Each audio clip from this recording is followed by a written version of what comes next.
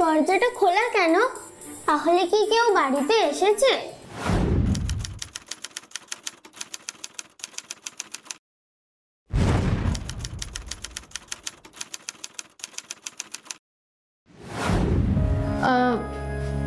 আচ্ছা শোনো না, তুমি ওই তোমার বন্ধু আছে না শানা, ওর বাড়ি থেকে একটু খেলা করো, আমি আসছি। হ্যাঁ, একটু পর তোমার নিতে যাও, আসতে। হ্যাঁ,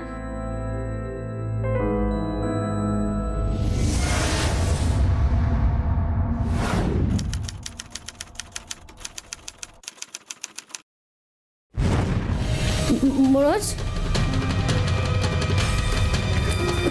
মনোজ, মনোজ, মনোজ, মনোজ।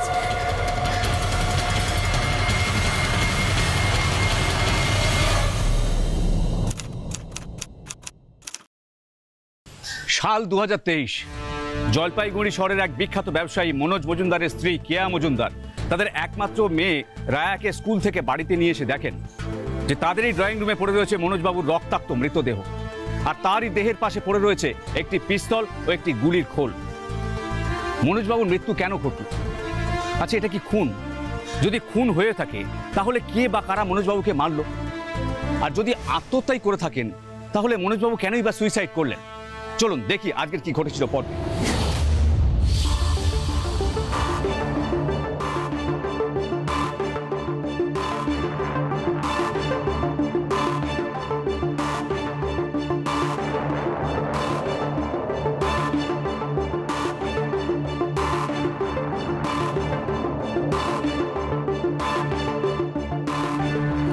রাধিকা, একটা গুলি খোল।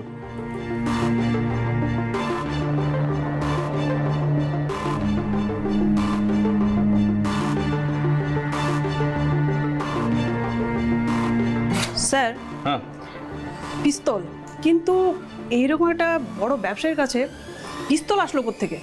সেটা তো আমি ভাবছি। স্যার, আপনার কি মনে হয় এটা সুসাইড না হোমিওসাইড?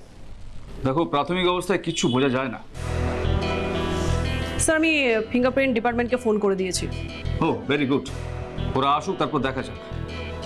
তাছাড়া আমরা এক কাজ করি, আমরা ওই ওনার ওয়াইফের সঙ্গে একটু গিয়ে কথা বলি। চল চলুন স্যার। তোমরা এখানে থাকো।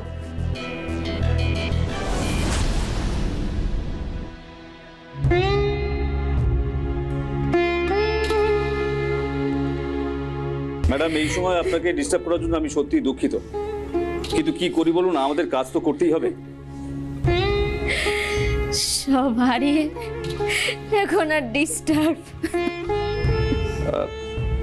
আই এম সরি, আপনার মনের অবস্থা বুঝতে পারছি, তবে আপনাকে এইটুকুনি বলতে পারি, যে বা যারা এর জন্য দায়ী, আমি আপ্রাণ চেষ্টা করবো অপরাধী যেন কঠোর শাস্তি পায়। আচ্ছা ম্যাডাম, একটা কথা বলুন তো, এটা খুন নাকি আত্মহত্যা? আপনার কি মনে হয়? আমার স্বামী আত্মহত্যা করার মতো মানুষ ছিল না অফিসার, আর তাছাড়া আত্মহত্যা করার তো কোনো কারণও ছিল না। কারণ ছিল না এটা আপনি কি করে বলছেন? এই তো কদিন আগের ঘটনা। এই, অনেক তো রাত হলো, ডিনার করবে না? চলো ডিনার করবে, চলো। শোনো, আমার পাশে এসে একটু বসো না প্লিজ। আরে আমার এখনো হাতে অনেক কাজ, এখনো খাবারটা গরম করা বাকি। ওটা পরে হবে, বসো বলছি। আচ্ছা বলো, কি বলবে? আমি অনেকদিন ধরেই ভাবছি তোমাকে একটা কথা বলবো। আমি আরো দুটো চা বাগান কিনবো বলে ঠিক করেছি। আরো দুটো চা বাগান? শুধু শুধু কি দরকার মনোজ? দরকার আছে কেয়া, দরকার আছে। আমার আরো টাকার প্রয়োজন। এত টাকা নিয়ে কি হবে মনোজ? আমরা তো বাড়িতে মাত্র 4টে প্রাণী। মায়ের ক্যান্সারের ট্রিটমেন্টের জন্য অনেক টাকার দরকার কেয়া। সেটা দরকার, কিন্তু তাছাড়া মাকে আমাকে যে করেই হোক বাঁচাতেই হবে। এটাও তো ছোট, আমি চাই না ও জীবনে কোনো কষ্ট পাক। ছোটবেলায় আমি অনেক কষ্ট করেছি, কেন কোনো কাজ নেই যে আমায় করতে হয়নি। আমি চাই না আমার মেয়ে লাইফে সেই কষ্টগুলো পাক, ও কোনোভাবে অভাবে থাকুক। থাক না, কেন আজকে শুধু শুধু এসব কথা? না কেয়া না, আমাদের সমাজে কিছু মানুষ আছে যারা অন্যকে লুটে নেওয়ার জন্য ওত পেতে বসে রয়েছে। তারা মানুষকে চেটে চুষে খেয়ে ছিবড়ে করে ফেলে দিতে ওস্তাদ। তোমার কি হয়েছে বলতো মনোজ? দরকার ফুরিয়ে গেলে তাদেরকে ছুঁড়ে ফেলে দিতে একেবারে সিদ্ধহস্ত। কেন এসব কথা বলছো? বলছি তার কারণ যত দিন যাচ্ছে আমি বুঝতে পারছি ফ্যামিলির ওপর কেউ না। তাই আমি ঠিক করেছি। কি ঠিক করেছো? আমি ঠিক করেছি তোমাদের দুজনকে জীবনের সব আনন্দ দেব, সব সুখ দেব। আর পুজোর পর তোমাদেরকে নিয়ে দুবাই ঘুরতে যাব।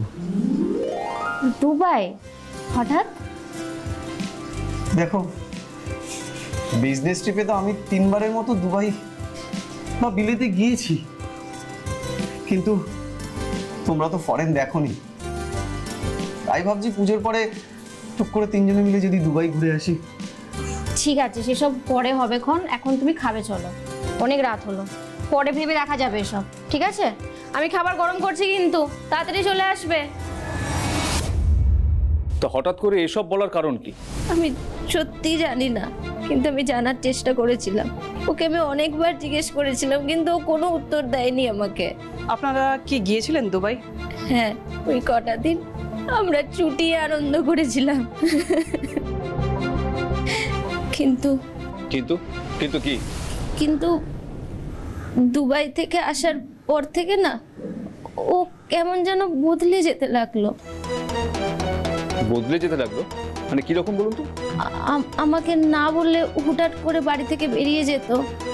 তারপর বাড়ির বাইরে গেল না, বেশিরভাগ সময় ওর ফোনটা সুইচ অফ রাখতো। আর আর আর কি? ইদানিং ও ড্রিঙ্ক করাটাও অনেক বাড়িয়ে দিয়েছিল। তারপর কাল রাত্রে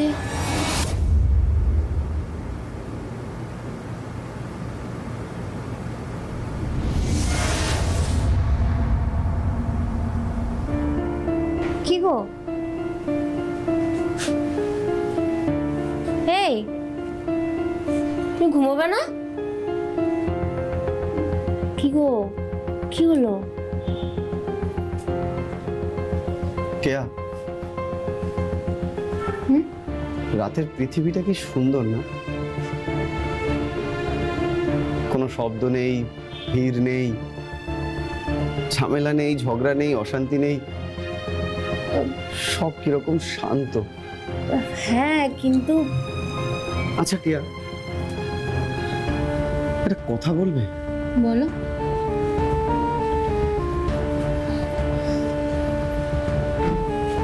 তুমি রায়াকে একা মানুষ করতে পারবে না? মানে? তুমি আমার ব্যবসাগুলো একা সামলাতে পারবে না? আরে এসব কি বলছো তুমি? এই রায়াকে আমি একা কেন মানুষ করতে যাব? আর তোমার এই এত ব্যবসা, এগুলো আমি একা সামলাবো কেন? ধরো আমি যদি কোথাও চলে যাই। চলে যাবে? কোথায় যাবে?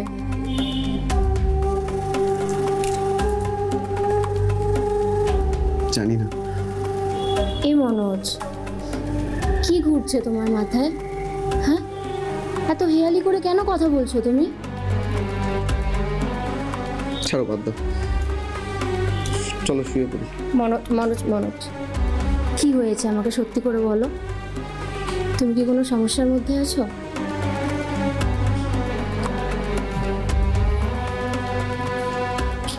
কি হলো? স্ট্রেঞ্জ। এখন বুঝতে পারছি ও কাল রাতে কেন এই কথাগুলো বলেছিল। আচ্ছা, আপনাদের বাড়িতে মেম্বার কজন? 3 জন। আর আর আর আমার শাশুড়ি মা থাকতেন। কিন্তু ইদানিং উনি স্টেজ 4 ক্যান্সারে আক্রান্ত হয়ে নার্সিংহোমে ভর্তি ট্রিটমেন্টের জন্য। আচ্ছা, মনোজবাবুর দেহের কাছ থেকে যে পিস্তলটা পাওয়া গেছে ওটা কি মনোজবাবু? আমি এটা ওর হাতে আগে কোনোদিন দেখিনি স্যার। হয়তো রিসেন্টলি ওটা উনি কিনেছিলেন বা অন্য কারোর কাছ থেকে জোগাড় করেছিলেন। জানি না, হতে পারে, আমি কিচ্ছু জানি না। তো আপনার হাজব্যান্ডের কোনো শত্রু ছিল কি? শত্রু? হ্যাঁ, দেখুন এত বড় ব্যবসায়ী, শত্রু থাকাটা স্বাভাবিক, তাই না? না না, আমার স্বামী খুব হাসি খুশি আর দিল খোলা গোছের মানুষই ছিলেন। ও কোনো শত্রু থাকতে পারে না অফিসার। হয়তো ছিল, আপনি জানতেন না। আমি জানি না অফিসার, সেরকম কেউ থাকলে আমাকে একবার না একবার ঠিক বলতো। আর বন্ধু বান্ধব? ঘনিষ্ঠ বন্ধু বলতে একমাত্র অলোকদাই ছিল সব থেকে কাছে। অলোকদাকে? অলোক পোদ্দার, উনিও একজন বিজনেসম্যান, আমার হাজব্যান্ডের ছোটবেলাকার বন্ধু। কোথায় থাকেন অলোক পোদ্দার? কৃষ্ণপল্লীতে। আসলে আমার স্বামী আর অলোকদা আগে পার্টনারশিপে একসঙ্গে ব্যবসাও করতেন। ইদানিং না ওদের মধ্যে যে যোগাযোগটা ছিল সেটা অনেকটা কমে এসেছিল। ইনফ্যাক্ট আমি আমার হাজব্যান্ডকে এখন অলোকদার কথা বললেও না ও খুব ডিস্টার্ব হতো, মানে খুব বিরক্ত হতো, রেগে যেত। তার কারণ? আমি জানি না, আমি জিজ্ঞেস করেছিলাম অনেকবার, উত্তর পাইনি। আচ্ছা, আপনার কাউকে সন্দেহ হয়? সন্দেহ না। বুঝেছি। রাধিকা। Yes sir. ভালো করে শোনো, ফিঙ্গারপ্রিন্ট এক্সপার্ট এসে না দেখো, আর বডিটাকে পোস্টমর্টমে পাঠানোর ব্যবস্থা করো। Okay sir. আরেকটা কথা, ওই অলোক পোদ্দারের সঙ্গে যোগাযোগ করো। ঠিক আছে স্যার। ঠিক আছে, চলো। মনোজবাবুর অস্বাভাবিক খুনের ঘটনায় তার স্ত্রী কেয়া দেবীর সঙ্গে কথা বলে আমরা জানতে পারি তিনি সম্প্রতি প্রচণ্ড মানসিক চাপের মধ্যে দিয়ে যাচ্ছিলেন। কিন্তু কেন এই মানসিক চাপ? ব্যবসা সংক্রান্ত কারণে তার মানসিক চাপ থাকাটা অস্বাভাবিক নয়। আর যদি এটা হোমিসাইড হয়ে থাকে বা খুনের ঘটনা হয়ে থাকে, তাহলে কে বা কারা মনোজবাবুকে খুনটা করলেন, এই প্রশ্ন বারবার আমাদের মনে উঠে আসছে। যাই হোক, মনোজবাবুর স্ত্রীর জবানবন্দিতে আমরা তার ছোটবেলার বন্ধু অলোক পোদ্দারের নামটা খুঁজে পাই। এই অলোকবাবুর সঙ্গে কথা বলাটা আমাদের খুব জরুরি হয়ে পড়েছিল। চলুন দেখি ঠিক কি হলো। আমি আর মনোজ দুজনেই সেই স্কুল থেকে বন্ধু।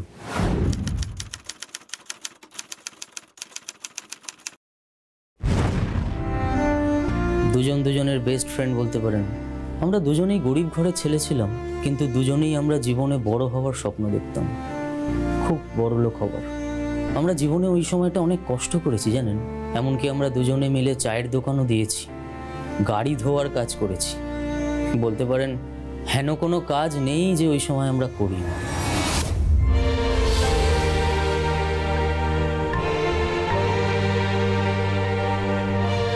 সেই সব দিয়েই আমাদের জার্নি শুরু। তারপর এটা সেটা করতে করতে আমাদের কপাল খুলে যায়। প্রথমে আমরা গাড়ি পার্টসের ব্যবসা দিয়ে শুরু করি, তারপর আস্তে আস্তে হোটেল, রেস্টুরেন্ট, এক্সপোর্ট ইম্পোর্ট ইত্যাদি নানা ব্যবসা। তখন আমাদের হাতে অনেক টাকা। বুঝলি অলোক, বলে ভ্যাল,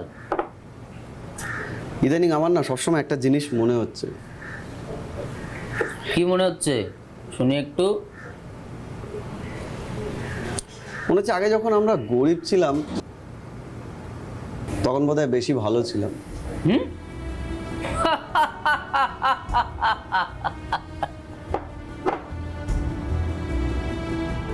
তুই হাসছিস? হাসবো না দেখি, ভাগ বেটা, তোর নেশা হয়েছে। না রে, সত্যি বলছি। কোনটা সত্যি? ছেঁড়া জামা, ছেঁড়া প্যান্ট, ছেঁড়া চটি, দুবেলা আধ পেটা খেয়ে থাকা, এগুলো সত্যি? তুই কি পাগল? দেখ, মানছি সেসব দিন সত্যিই খুব কষ্টের ছিল, কিন্তু তার মধ্যেও জীবনে একটা সুখ, একটা শান্তি ছিল ভাই। তাই নাকি? দেখ না, এখন তো হাতে টাইমই নেই একসাথে বসার, কিন্তু যখন চুপচাপ বসে ভাবি তখন মনে হয় যে এত রকম বিজনেসের চাপ, এত টেনশন কেন জানি না নিতে পারছি না রে। বিজনেসের প্রেশার নাকি বউয়ের প্রেশার? এই সত্যি করে বলতো, বিয়ের এত বছর বাদে এখন আফসোস হচ্ছে? তোমার কষ্টটা বোঝার চেষ্টা কর, মজা করিস না। আরে কামান মনোজ, তোর কিসের সমস্যা? তুই এখন একজন প্রতিষ্ঠিত বিজনেসম্যান, তোর বাড়িতে একজন সুন্দর বউ, ডল পুতুলের মতন একজন মেয়ে, গাড়ি বাড়ি সোনা দানা, কিসের প্রবলেম তোর? সবকিছু থাকা সত্ত্বেও কোথাও যেন একটা ফাঁক, একটা অভাব রয়ে গেছে। তাই নাকি? বাবু সোনার কি এখন একটু দুষ্টুমি করতে ইচ্ছা করছে? তুই তো সবই বুঝিস। চল, তোকে আজকে একটা জায়গায় নিয়ে যাব। কোথায়? চল না। নীলিমা,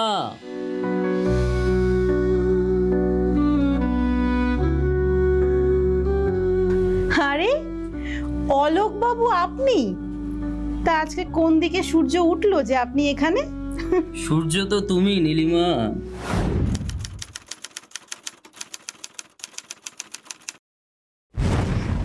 আর আমরা তোমার রূপের আলোয় ঝলসে যাই। সত্যি অলোক বাবু, আপনার সাথে আমি কথাই পারবো না। তাই নতুন মানুষটা কে শুনি? ও আমার ছোটবেলার বন্ধু। ছোটবেলার বন্ধু তো বুঝলাম, তো ছোটবেলার বন্ধুর কি কোনো নাম নেই? আমার নাম মনোজ। নমস্কার মনোজ বাবু, বসুন। আর অলোক বাবু, আপনাকে কি এবার পা ধরে বসাতে হবে? আসুন আসুন, বসুন।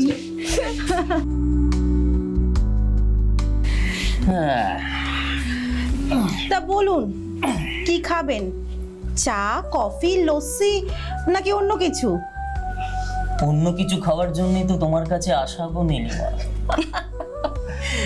আজ আমরা একটু মাল খেয়ে এসেছি, বুঝলে? চা কফি গেলে আবার বমি এসে যাবে।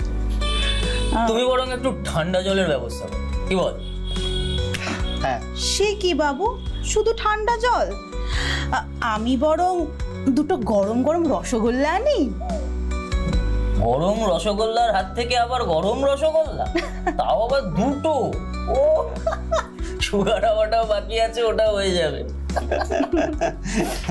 যাও যাও, তাই নিয়ে এসো। আচ্ছা বেশ, আপনারা বসুন, আমি এক্ষুনি নিয়ে আসছি। নীলিমাটাকে? করলার পাড়ে থাকে, সমাজপাড়া, বিধবা, সুন্দরী, বছর 30 বয়স হবে। আপনার বান্ধবী? না, ঠিক বান্ধবী নয়। তাহলে? এই জলপাইগুড়ি শহরে আমার মতন অনেক বড় ব্যবসায়ীরা ওর ঘরে রাত কাটাতে যায়। মনোজ বাবু কি নিয়মিত যেতেন? হ্যাঁ, আর সেই নিয়েই তো আমার সাথে মনোজের। কি? আসলে আমি একদিন নীলিমার ঘরে গিয়েছিলাম। এই নিন অলোক বাবু, একটু জমিয়ে পকোড়া খান। পকোড়া? আবার পকোড়া আনতে গেলে? আরে বাবা, খাচ্ছেন যখন ভালো করে খান না। হ্যাঁ, এটা তুমি ভালো বলেছো। খাচ্ছি যখন ভালো করে জমিয়েই খাওয়া উচিত, তাই না? কিন্তু কি জানো, আমরা যারা রোজ রোজ খাই তাদের আর রোজ রোজ এই ভালো মন্দ। নীলিমা, এ কি তুই? এ কথা আমিও তো তোকে বলছি, তুই হঠাৎ এখানে কেন? নীলিমার এখানে আসতে হলে কি তোর পারমিশন নিয়ে আসতে হবে? তোকে অ্যাডভান্স জানিয়ে আসতে হবে? আমি কি তাই বলেছি তোকে? তাহলে আমাকে দেখে ভূত দেখার মতো আটকে উঠলি কেন? বিরক্ত। আমি চাই না আমি আর নীলিমা যখন সময় কাটাবো তখন আর কেউ আসুক। তাহলে তো তোর উচিত ছিল আমাকে ফোন করে জানিয়ে দেওয়া যে আজকে তুই এখানে আসছিস। আমি আর কষ্ট করে আসতাম না। যাকগে, বুঝেই যখন গেছিস এবার দয়া করে যা। ঘরের মালকিন বললে নিশ্চয়ই চলে যাব। সেই বলুক। কি নীলিমা? মানে ইয়ে কি যে বলি, মানে স্পষ্ট করে বলো, ভয়টা কিসের? আসলে আচ্ছা, আপনারা দুজনেই বসুন না, কি সমস্যা তাতে? না, এক খাপে দুটো তলোয়ার ঢোকে না। ঠিক আছে, আমি বরং আজকে যাচ্ছি। থাক, তোকে কষ্ট করে যেতে হবে না, আমি চলে যাচ্ছি। তবে যাওয়ার আগে একটা কথা বলে দিয়ে যাই, নীলিমা কিন্তু কারোর বাপের সম্পত্তি নয়। মুখ সামলে কথা বল মনোজ, ভুলে যাস না আমি কিন্তু নীলিমাকে তোর সাথে প্রথম আলাপ করিয়েছিলাম। তুই আলাপ করিয়ে দিয়েছিস তো কি, মাথা কিনে নিয়েছিস? তুই যে এতটা অকৃতজ্ঞ আমার তো আগে জানা ছিল না। তুই যে এতটা হিংসুটে সেটাও আমার জানা ছিল না। যাকে নীলিমা, আমি কাল দুপুরে আবার আসবো। তুমি একটু রগরগে করে মাংস রেঁধে রেখো তো।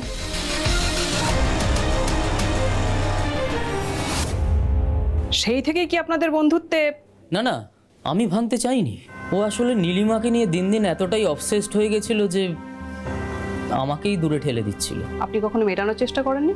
হ্যাঁ, অনেক করেছি। ফোন করতাম, ফোন কেটে দিত। অফিসে দেখা করতে গেলে সেক্রেটারিকে দিয়ে বলে দিত যে ব্যস্ত আছি। তারপর? তবু আমি একদিন জোর করে ওর অফিসে ঢুকে যাই।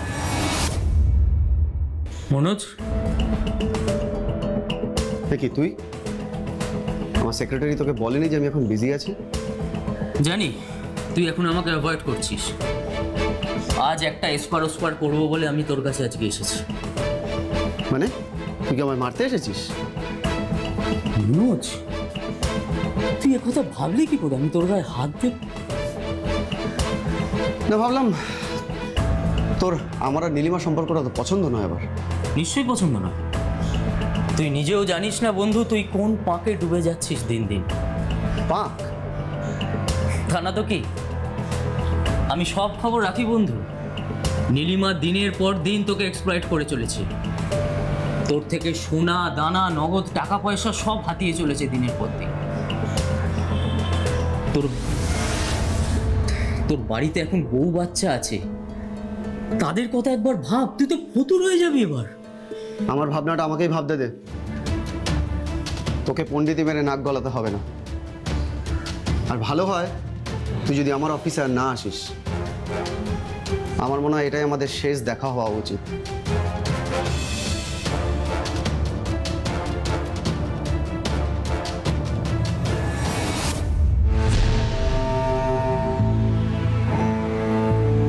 সেটাই যে আমাদের শেষ দেখা হবে এ আমি স্বপ্নেও ভাবতে পারিনি। আর আজ ওর আত্মহত্যার খবর পেয়ে। আপনি কি করে জানলেন যে আত্মহত্যা? মার্ডারও তো হতে পারে। মার্ডার? না না, মনোজকে কে খুন করবে? আপনি কি বলছেন আপনি এটা? আমি কেন খুন করতে যাব মনোজকে? কারণ আপনার যথেষ্ট মোটিভ আছে তাই। মোটিভ? কি মোটিভ?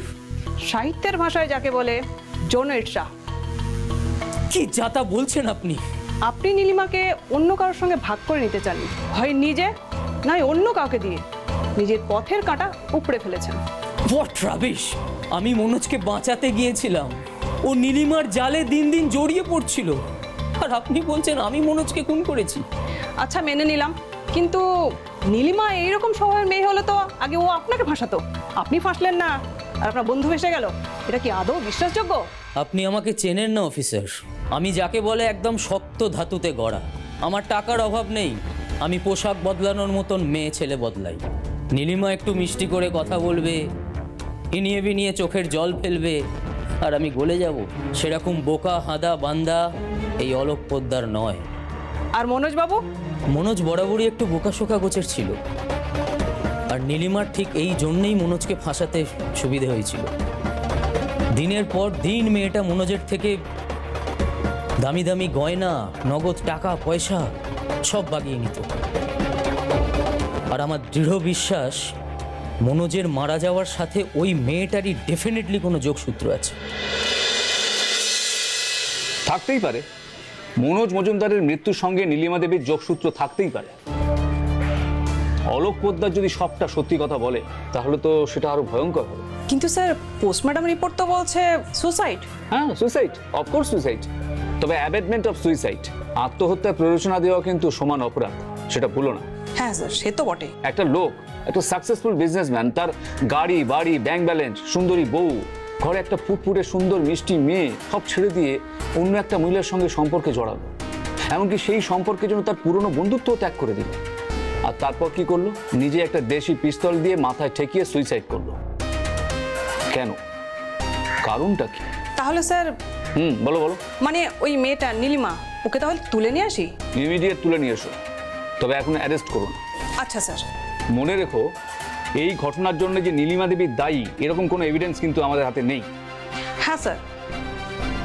আগে জেরা হোক, তারপর দেখবো পর্দার পেছনে ঠিক কোন চরিত্র লুকিয়ে আছে। ছাড়ুন বলছি, ছাড়ুন। কি অফিসার, ছাড়ুন বলছি আমাকে। কি করছেন? হ্যাঁ, আমার কিন্তু অনেক বড় বড় লোকের সাথে জানাশোনা আছে, এর ফল কিন্তু ভালো হবে না বলে দিচ্ছি। নমস্কার নীলিমা দেবী, নমস্কার। আপনারা আমাকে এখানে ধরে এনেছেন কেন বলুন তো? ওই একটু গল্প গুজব করার জন্য। অফিসার, আপনাদের সাথে গল্প করে ফালতু সময় নষ্ট করার সময় আমার কাছে নেই। কিন্তু আমাদের অনেক সময় আছে জানেন, অঢেল সময়। আর আপনাকে কয়েকটা প্রশ্নও করতে চাই। প্রশ্ন? কি প্রশ্ন? আপনার পুরো নাম কি? কেন? বলুন না, বলুন না। নীলিমা, নীলিমা ভট্টাচার্য। সমাজপাড়ায় কতদিন আছেন? আমার বিয়ের পর থেকে আছে। আপনার স্বামী? আমার স্বামী নেই, মারা গেছেন। কি করে মারা গেলেন আপনার স্বামী? করলা নদীতে ডুবে মারা গেছিল। কতদিন আগে? প্রায় 7 বছর আগে। কি করতেন উনি? বাজারে একটা চায়ের দোকান ছিল। ও, তার মানে আপনার স্বামীর মৃত্যুর পর ওই চায়ের দোকানটা আপনি চালান? না, দোকানটা এখন বন্ধ আছে। তাহলে আপনার সংসার চলে কি করে? ছেলে মেয়ের পেছনে তো অনেক খরচা। আমার কোনো সন্তান নেই। বুঝলাম, কিন্তু আপনার একারই বা চলে কি করে? কি হলো, বলুন বলুন, চুপ করে থাকবেন না। আমি মানে কি বলুন? আমি বাবুদের সঙ্গ দিই। কি কি কি বলেন? বাবু? বাবু বলতে? মানে শহরের অনেক বড় বড় লোকেরা আমার ঘরে আসেন সময় কাটাতে। তার মানে আপনি একজন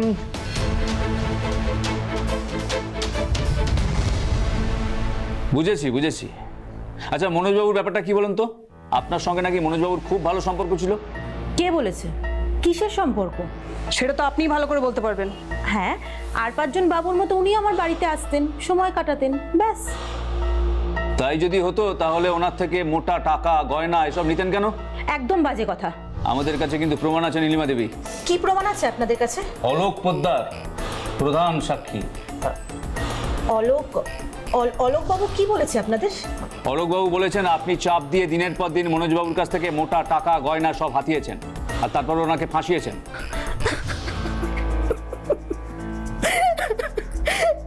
বিশ্বাস করুন অফিসার, আমি মনোজ বাবুকে ভালোবেসে ফেলেছিলাম, কিন্তু আমি বুঝতে পারিনি যে উনি এরকম একটা কাণ্ড করবেন। মাইরি বলছি। ঠিক কি কারণে মনোজবাবু এরকম একটা সিদ্ধান্ত নিলেন বলতে পারবেন?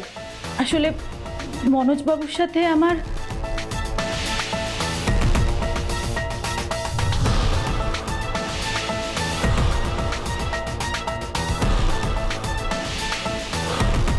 বুঝলাম। তার মানে গল্পটা হচ্ছে এই। আচ্ছা নীলিমা, আমি যদি রোজ তোমার ঘরে আসি তোমার সমস্যা হবে? সমস্যা কিসের? বরং আমি খুশি হব। আমি এলে না ওই সন্ধ্যের দিকে আসবো। আসলে আমি চাই না আমার আসার ব্যাপারটা কেউ জানুক। আচ্ছা বেশ, তাই হবে। আসবো, একটু মদ খাবো, তোমায় একটু আদর করব, আর তোমার হাতের রান্না খেয়ে গুটি গুটি পায়ে বাড়ি চলে যাবো। রাতের খাবার তাহলে এখানেই খেয়ে যাবেন, তাই তো? হ্যাঁ, সেরকমই তো ইচ্ছে। আসলে মানে কিন্তু আবার কিন্তু কিসের? আমার যা আর্থিক অবস্থা, তাতে আপনার জন্য সবকিছু রোজ রোজ করাটা মানে সব নিয়ে তোমায় ভাবতে হবে না। আমি তোমার একটা মাসওয়ারার ব্যবস্থা করে দেবো। ওই 50 মতো দিলে তোমার চলে যাবে আশা করি। 50 দিলে চলবে না? 50,000? হ্যাঁ, চলে যাবে, চলে যাবে। শুধু একটা জিনিস মনে রাখতে হবে, তোমার আমাকে খুশি করতে হবে, আমাকে খুশি রাখতে হবে, তাহলে আর তোমাকে এসব নিয়ে ভাবতে হবে না।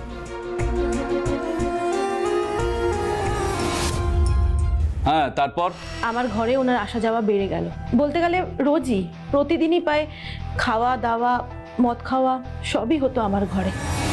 নীলিমা, মাংসটা কিন্তু একবার বানিয়েছো। না, আর 2 পিস মাংস দাও তো। মাংস তো নেই আর। সে কি নেই মানে? নেই মানে নেই। মাংসের কত দাম জানো? আর তাছাড়া তুমি যা টাকা দাও তাতে তোমার মদ সিগারেট এগুলো কিনতেই তো বেরিয়ে যায়। এত কিছু কি চলে বলো তো? কিন্তু চলার তো কথা। যে চালায় সেই জানে চলে কিনা।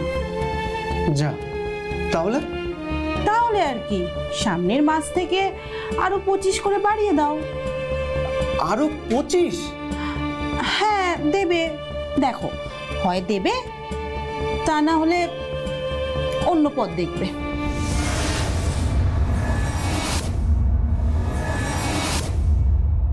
নীলিমা, আরে তুমি? অফিসে বসে বসে বোর হচ্ছিলাম, তাই তোমার কাছে চলে এলাম। কি করছো? ছাড়ো। ভেজা চুলে কিন্তু তোমায় দারুণ দেখাচ্ছে। আর গয়নাগাটি পরলে আমাকে আরো সুন্দর দেখতে লাগে। কি পরো না? কে বারণ করেছে তোমায় গয়না পরতে? থাকলে তো পরবো, তুমি তো আর দাও না আমাকে। আমি? হ্যাঁ তুমি। আচ্ছা শোনো, আমার একটা জড়োয়ার নেকলেস চাই, বলো কবে দেবে? বলো বলো। জড়োয়ার নেকলেস? সে তো অনেক দাম নীলিমা। শোনো বাবুর কথা। আচ্ছা তোমার কি টাকার অভাব নাকি? আমি জানি না, আমার জড়োয়ার নেকলেস চাই। ঠিক আছে, আমাকে একটু সময় দাও। আসলে আমার বিজনেসটা একটু ডাউন চলছে, বুঝলে? তাই? ঠিক আছে, আমার কিন্তু 1 সপ্তাহের মধ্যে জড়োয়ার নেকলেস চাই। আর যদি দিতে না পারো তাহলে আমার ঘরে তোমার আসা বন্ধ।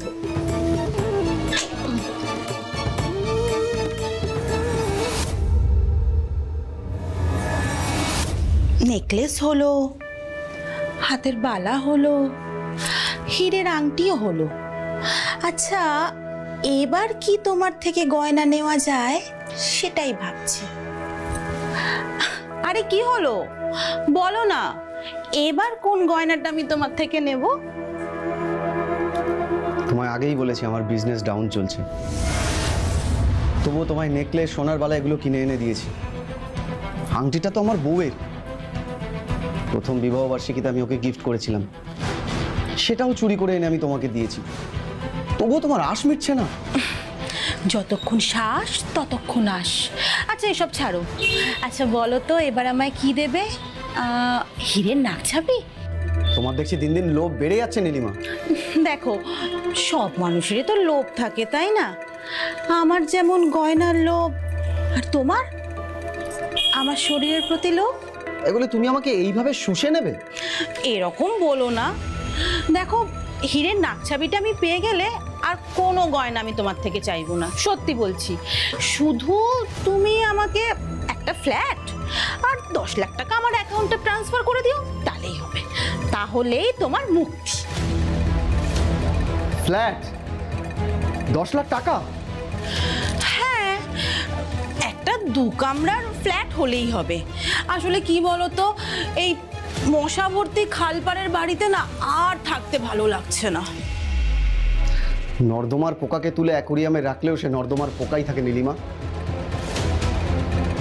তোমার অকাত আছে ফ্ল্যাটে থাকার? তাই নাকি?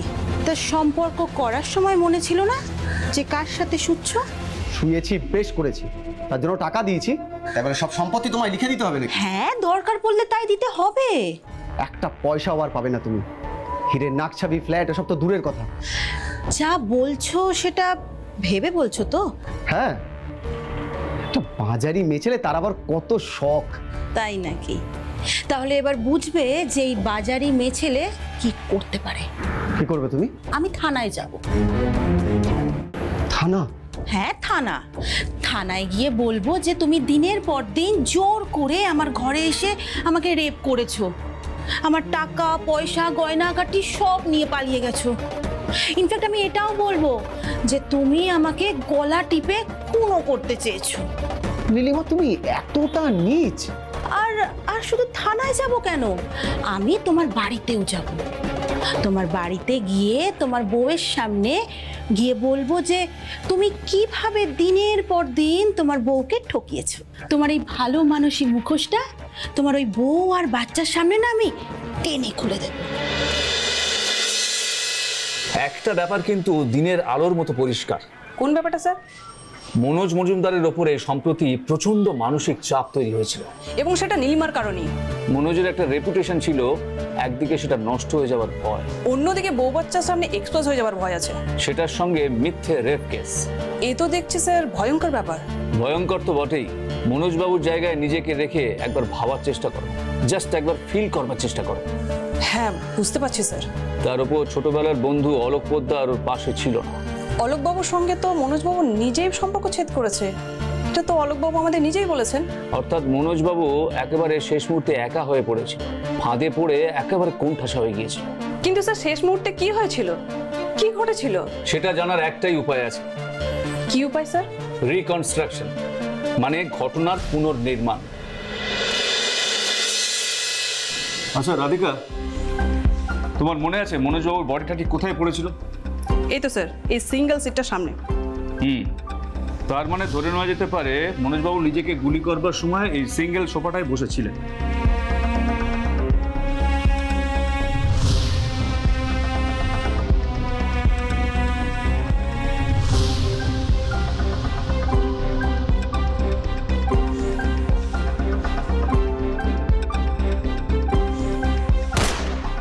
ওনার ওয়াইফ বাড়িতে ছিল না। হ্যাঁ, ওই সময় উনি ওনার মেয়েকে স্কুল থেকে আনতে গিয়েছিলেন। তার মানে আমরা ধরে নিতে পারি ওনার ওয়াইফ মেয়েকে স্কুলে আনতে যাওয়ার আগে স্বামী স্ত্রীর মধ্যে কিছু কথাবার্তা হয়েছে। এই তোমার ফ্লাক্সে চা করা রইলো, খেয়ে নিও। এই কি হলো? ফ্লাক্সে চা করা রইলো, খেয়ে নিও। তুমি কোথাও যাচ্ছ? আরে রায়কে স্কুল থেকে আনতে যাচ্ছি। ফিরতে দেরি হবে? কেন বলো তো? না এমনি। যাও, দেরি করো না।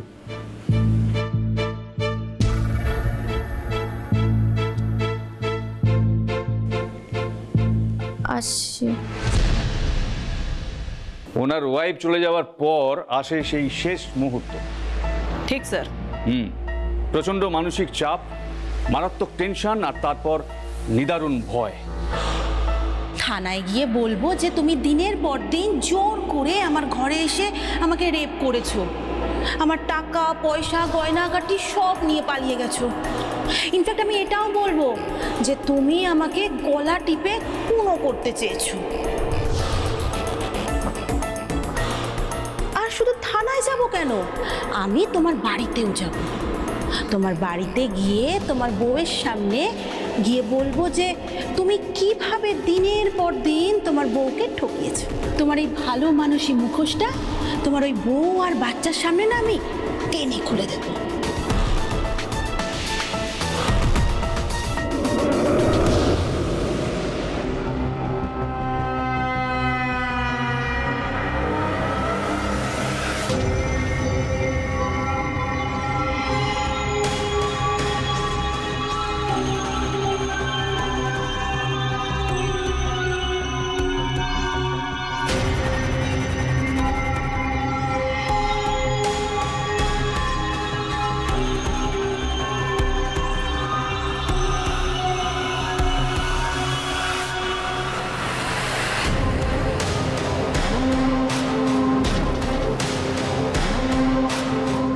আপনার আবার বন্দুকের কি দরকার দাদা?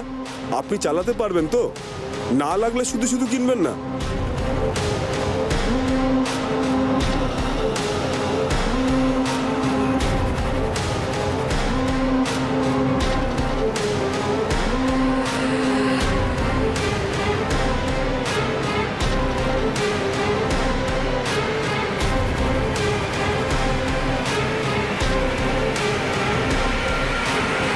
আর তারপরেই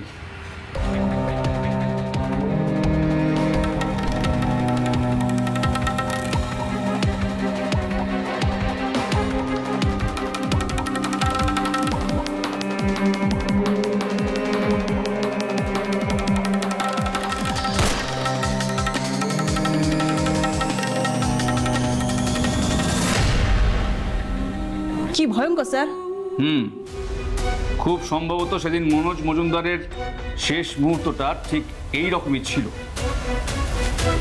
তাহলে এবারে নীলিমা দেবীর সঙ্গে কিছু কথা এখনো বাকি আছে। আপনি বলছেন আপনি মনোজবাবুকে ভালোবেসেছিলেন, একটা লোককে ফাঁদে ফেলে তার সর্বস্ব লুটে নিলেন, আবার বলছেন ভালোবেসেছিলেন। এই আপনার ভালোবাসার নমুনা? বিশ্বাস করুন অফিসার, আমি আসলে লোভে পড়ে গেছিলাম। এত বড় লোক দেখে আমি বুঝতে পারিনি অফিসার।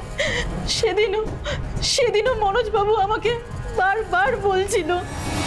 প্লিজ নীলিমা, প্লিজ, তুমি এতটা নির্দয় হয়েও না।